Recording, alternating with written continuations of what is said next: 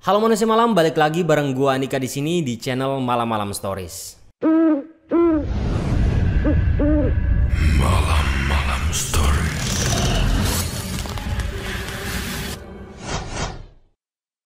Oke, jadi di Misteri Malam edisi spesial kali ini kita bakal ngebahas tentang menghilangnya uang sebesar 300 juta yen secara misterius. Terdapat banyak perampokan yang terjadi di Jepang dan hingga saat ini belum terpecahkan. Akan tetapi, kasus perampokan uang sebesar 300 juta yen yang terjadi pada tahun 1968 silam menjadi salah satu kasus yang paling terkenal. Kasus ini bermula ketika seorang manajer Nippon Trust Bank mendapat ancaman. Sang pelaku meminta uang tebusan sebesar 300 juta yen atau rumah sang manajer akan diledakkan dengan dinamit. Ancaman tersebut sontak membuat sang manajer menjadi panik. Ia pun langsung menghubungi pihak kepolisian untuk meminta perlindungan serta mencari sang pelaku. Pihak kepolisian pun tidak keberatan untuk memenuhi permintaan sang manajer bank. Aparat langsung menurunkan 50 personilnya untuk mengamankan kediaman sang manajer tersebut. Akan tetapi upaya pihak kepolisian tidak membuahkan hasil yang berarti. Meskipun nyawa sang manajer, keluarga, serta bawahannya sukses diselamatkan, tetapi pihak kepolisian tidak mampu menggagalkan pencurian uang sebesar 300 juta yen. Fakta yang paling mengejutkan adalah ternyata sang pelaku menyamar menjadi seorang polisi. Ternyata sang pelaku melancarkan aksinya pada tanggal 10 Desember 1968. Dana tersebut rencananya akan digunakan untuk membayar bonus ratusan karyawan Toshiba. Sekitar 200 meter dari pabrik Toshiba, 4 orang karyawan Nippon Trust Bank dibuat kaget dengan suara sirine yang berasal dari suara sepeda motor polisi. Pengendara polisi tersebut mengatakan bahwa rumah manajer bank telah diledakkan dan nyawa para karyawan Nippon Trust Bank berada dalam ancaman. Seluruh karyawan menuruti perintah tersebut dan sang polisi langsung memeriksa seluruh bagian mobil. Dan tiba-tiba sang polisi berteriak dan mengatakan bahwa mobil tersebut sudah dipasangi dinamit dan akan segera meledak.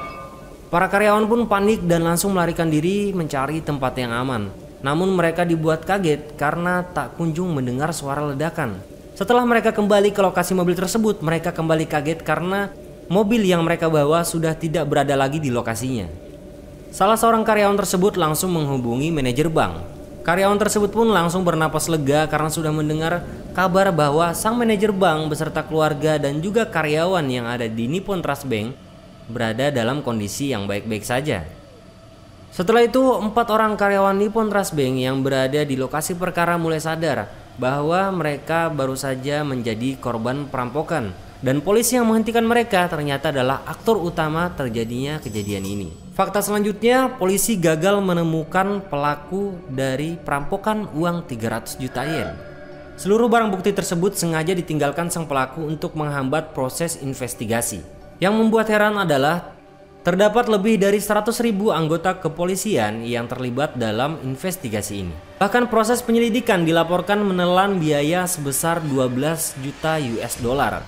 Akan tetapi, pihak kepolisian masih kesulitan untuk mengungkap misteri ini.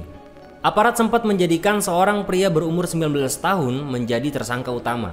Pria tersebut merupakan anak anggota kepolisian, akan tetapi pria tersebut memilih untuk bunuh diri dan proses investigasi kembali terhambat.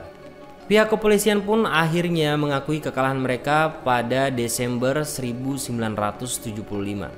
Status tersangka milik pelaku perampokan pun kadaluarsa 2 dekade setelah melakukan aksinya. Kini sang pelaku bisa menceritakan aksinya tanpa harus menghadapi konsekuensi. Akan tetapi pelaku memilih bungkam dan tidak sekalipun menunjukkan batang hidungnya hingga hari ini. Kasus ini pun menjadi salah satu misteri terbesar dalam sejarah Jepang yang belum bisa dipecahkan. Oke manusia malam, demikian Misteri Malam edisi spesial kita kali ini. Kalian yang suka dengan cerita kali ini, jangan lupa untuk tekan tombol like, komen, dan yang paling penting jangan lupa subscribe teman-teman. Dan sampai jumpa di video selanjutnya. See you next time.